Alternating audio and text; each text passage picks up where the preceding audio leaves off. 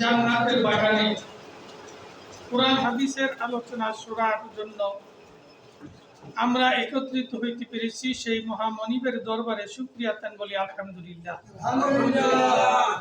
আরো শুকরিয়া জানাই সেই রব্বুল আলামিনের দরবারে, যে রব্বুল আলামিন আমাকে আপনাকে শবে মেরাজ, শবে বরাত, শবে কদর, মাহে রমজানের রোজা, ঈদুল ফিতর সহ আমরা উদযাপন করতে পেরেছি, মাহে রমজানের রোজা রাখতে পেরেছি। সেই মহামনিবের দরবারে শুকরিয়া তান করি আরেকবার আলহামদুলিল্লাহ। মাহে রমজানের পরে শাওয়াল মাস, এই মাস সম্পর্কে আমি কিছু আলোচনা করব এবং মাহে রমজানের যে তাকওয়া, যে পরহেজগারি,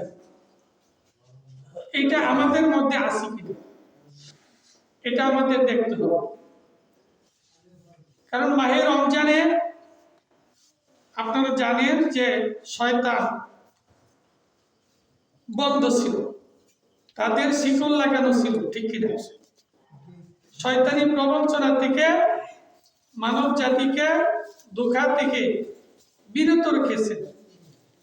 তারপরও মানুষের মধ্যে, মানব জাতির মধ্যে শয়তানি ছিল।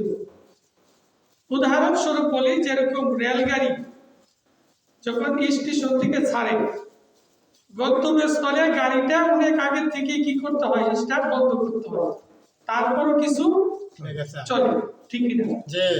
রমজান মাসের আগে যে 11 মাস আমরা যে আমাদের মাঝে যে ভুল ত্রুটি ছিল, অপকর্ম না বলে যদি ভুল ত্রুটিও ধরি, এই ভুল ত্রুটির কারণে আমাদের যে অন্তর কাম ময়লা জমে গেছিল, এই কারণে রমজানের 1 মাসটা ওই শয়তানি ধোঁকা থেকে বিরত হইতে হইতে 1 মাসের চাক্কা ফাঁস হয়ে গেছে, ঠিক কিনা? এরকম মানুষও ছিল। মাহে রমজানের বরকত সবার ভাগ্যে জুটিল। দেখা গেছে যে রমজান আসলে ফতোয়া খুঁজতে চেষ্টা করি যে 8 রাকাতের ব্যবস্থা করা যায় কিনা, 8 রাকাত, ঠিক কিনা? তারপরে দেখা গেছে যে ওই যে 8 রাকাত, 10 রাকাত, 12 রাকাত মুসল্লি আইতেছে আর যাইতেছে, এই অবস্থা আমাদের মধ্যে ছিল। এরকম মসজিদে দেখা গেছে প্রতিদিন ইফতারি হয়েছে, 100, 150, 200 মানুষের ইফতারি হয়েছে, কিন্তু তারা সময় দেখা গেছে 10-12। প্রথম 10 দিন মোটামুটি, পরে আস্তে আস্তে কমছে, আবার রমজানের 20-এর পরে আবার কিছু কিছু মুসল্লি বাড়ছে। এই খাসিয়ত আমাদের মধ্যে ছিল। তো এরপরও আমরা যা কিছু অর্জন করছি, রমজানের পরে যে তাকওয়াটা আমাদের অন্তরে ছিল, এইটা আমাদের মধ্যে আছে কিনা? রমজানে যতটুকু শিখছি, যতটুকু আমল করছি, এই আমলটা এখন আছে কিনা? রমজানের ঈদের দিনই ফজরের উত্তর যেহেতু নামাজ পড়ায়, মুসলিম ঈদুল ফিতরের দিন ফজরের জামাতই লোক সংখ্যা কম, কারণ ওই যে রমজানের সেহরি খাইয়া পরে ওই যে ফজরটা পরে গিয়ে ঘুরছি, এমন যে মুসলিম সংখ্যা একটু বেশি ছিল, ঠিক কিনা? কিন্তু ঈদুল ফিতরের রাত্রে ফজরের পরে ফজরের জামাতে লোক সংখ্যা কম।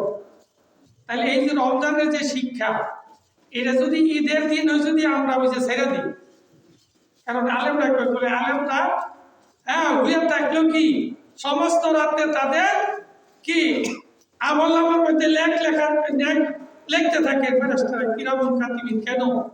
তারা ওই যে ওয়াসার জামাতে করছে, ফজরের জামাতে করছে।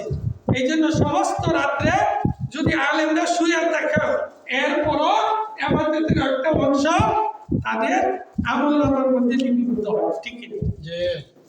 এই তাকওয়াটা শুধু রমজান মাসের জন্য না, এটা সারা বছরের জন্য, সারা বছরের জন্য। এই যে শাওয়াল মাসের 6টা রোজা, আমার নাম হুজুরুল্লাহ কালকে কত হয়েছে যে 2টা রাখছি আর বাকি 4টা রাখতে হবে, কিন্তু প্রচন্ড ব্যবধান চলছে। এখন দেখি, কারণ এইটা অনেক ফজিলত, অনেক মুরব্বীরা, বেশিরভাগ মা ছেলেরা যারা আছে আমাদের, তারা বেশিরভাগ এটা আদায় করে, এটা অনেক করতে, ঠিক কিনা? এক একটা রোজার বিনিময়ে বলা হয়েছে যদি 1000 নফল রোজা রাখা নেক তার আমলনামায় লিখে দিবেন। সকলে বলি সুবহানাল্লাহ।